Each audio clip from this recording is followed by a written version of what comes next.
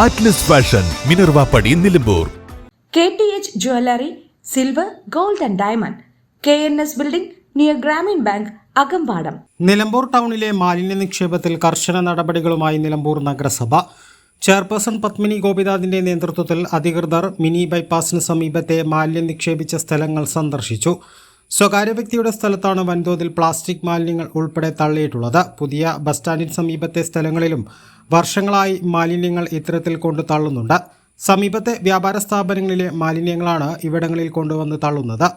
മാലിന്യം ഇത്തരത്തിൽ തള്ളുന്നതിനെതിരെ കടകളിൽ നോട്ടീസ് നൽകുമെന്നും ഇനി ഇത്തരത്തിൽ മാലിന്യങ്ങൾ തള്ളുന്നവർക്കെതിരെ കർശന നടപടി സ്വീകരിക്കാൻ സംവിധാനമൊരുക്കുമെന്നും നഗരസഭാ ചെയർപേഴ്സൺ പത്മിനി ഗോപിനാഥ് പറഞ്ഞു.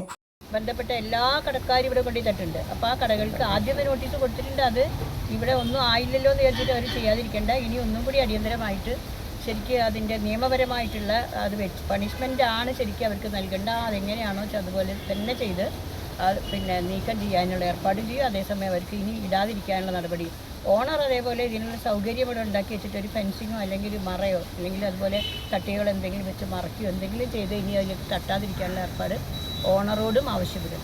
ഇതാണ് നഗരസഭയ്ക്ക് ചെയ്യാൻ പറ്റുക.